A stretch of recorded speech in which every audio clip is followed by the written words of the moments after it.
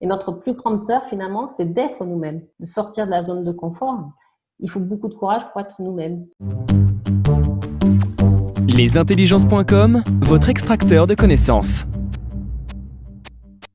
Don Miguel Ruiz, il est mexicain, il est enseignant. Et donc, c'est un descendant, en fait, des Toltecs. Et c'est un nagual, c'est-à-dire un chaman toltèque. Et il a d'abord été neurochirurgien, mais il a eu un grave accident, une expérience de mort imminente. Donc, il a cherché des réponses à des questions sur l'existence dans la tradition toltèque. C'est 4 règles simples que nous allons voir, qu'il faut appliquer au quotidien pour mieux appréhender le monde et se libérer de croyances limitantes qui fondent notre quotidien et qui finalement nous empêchent d'être heureux et nous font souffrir au quotidien. Je suis actuellement auditrice, toujours en activité sur les systèmes de management. Mais ma passion, c'est toujours été l'apprentissage. J'ai toujours donné des cours particuliers à des enfants.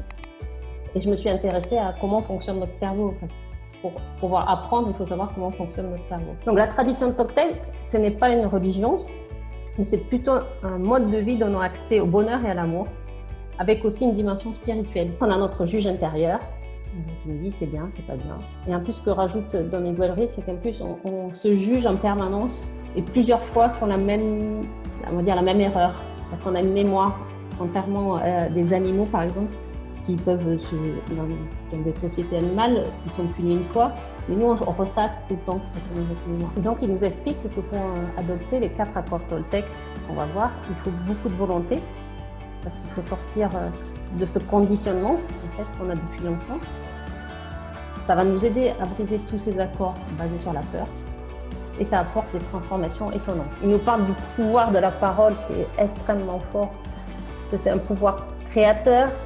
C'est la manifestation de nous-mêmes. C'est une force pour s'exprimer, communiquer, penser.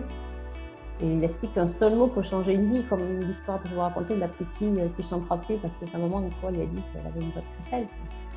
Et il suffit qu'en face de nous, la personne ait un esprit fertile, et chaque parole, on plante une graine qui va pousser. Donc, soit c'est une bonne graine, soit c'est une mauvaise graine. Et il donne 2 métaphores qui sont intéressantes. C'est l'épée à double tranchant qui à la fois peut libérer, la parole peut libérer, mais elle peut aussi asservir.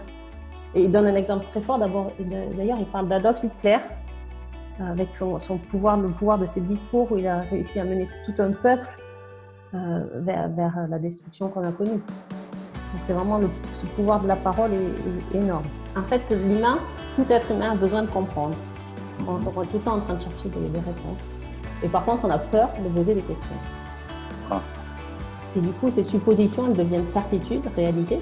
Parce que, en fait, au lieu de poser des questions, on va trouver par nous-mêmes, par exemple, des objets, des situations qui vont nous conforter dans nos suppositions. La clarté, être clair vraiment déjà avec soi-même et le bien articuler, c'est la base de tout. Donc, je vous les répète, c'est que votre parole soit impeccable.